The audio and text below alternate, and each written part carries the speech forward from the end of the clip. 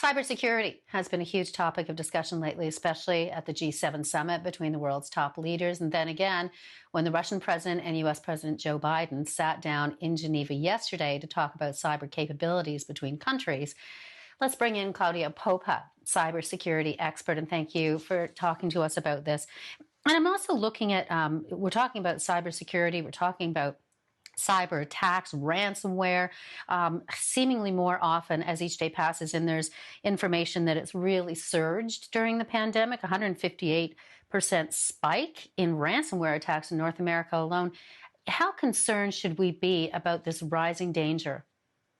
I think we should be very concerned, and thank you for having me on the show again, Beverly. The pandemic has really accentuated the need for a joint collaboration of law enforcement across borders around the world to deal with the plague that we're facing with this cyber extortion.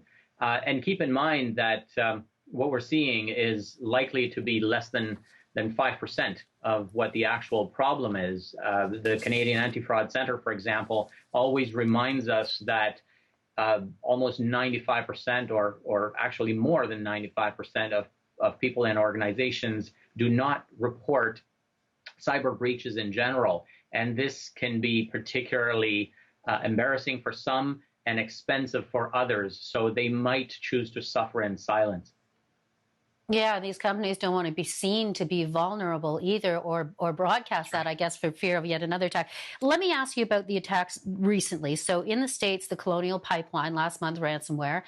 There was also the world's largest meat processing facility, JBS.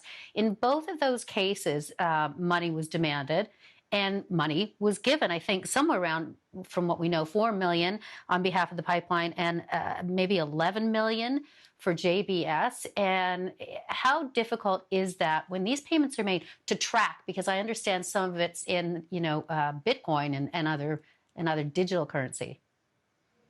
That's right. Cryptocurrencies are a tricky thing to monitor, but effectively they're regular wallets. It's just that we don't know who they belong to, right? So there's full visibility with the money that gets dropped into these digital wallets. It's just that we don't know who's controlling them. And by and large, when they change hands, and they can be split into hundreds of other wallets that are seeing these funds traverse the world, and it makes it very, very difficult for law enforcement that is stuck within one jurisdiction to track it. That's why we're seeing such a big push for a global coalition of law enforcement, and it looks like this is going to this Colonial Pipeline. Last month, there was also a major ransomware breach that you may not have heard about, which was a major insurance company in the U.S., which had to pay $40 million to be free of their ransomware threat. And so this is clear and present, and it needs to be dealt with because it's disturbing and it's disrupting our insurance ecosystem, if not our financial systems as a whole. Yeah, and certainly the president talking to the Russian president about that at the summit yesterday. And I found this interesting. I wanted to get your thoughts. So when President Biden was asked about cooperation from Russia, for example, he pretty much said that there are going to be consequences if there are not. He said he specified 16 different critical infrastructure targets that have to be left alone or else. And I guess the or else part is Biden saying that the U.S. has significant cyber capability and they'll use it. Is this, nobody wants another Cold War. But is this it? Is this the face of that kind of a Cold War? Is cyber activity? Well, I think that they're going to be indistinguishable from one another. Conventional warfare and cyber warfare are forever going to be interlinked going forward.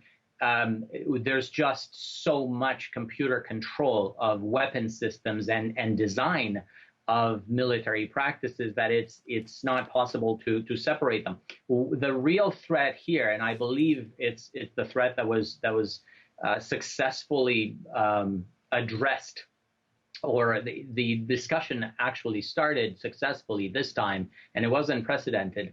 by President Biden is the fact that there's a call for this diplomacy. We need to apply diplomacy. We need to make sure that from an accountability perspective, the country in which these things are originating needs to assume some accountability and needs to apply all the resources necessary to catch people and bring them to justice. And I thought that was a brilliant way of approaching it. And it was also a good way of hinting that we already have measures for cyber diplomacy in place, and they've been around for over a decade. It's called the Tallinn Manual. And if we could get countries to at least agree that they are responsible, we're going to have that global law enforcement collaboration that will make a dent and disrupt these cybercrime systems and cybercrime ecosystems that we're facing today. Claudiu Popa, I do appreciate your expertise on this, and thanks for coming on the program. I appreciate it. My pleasure.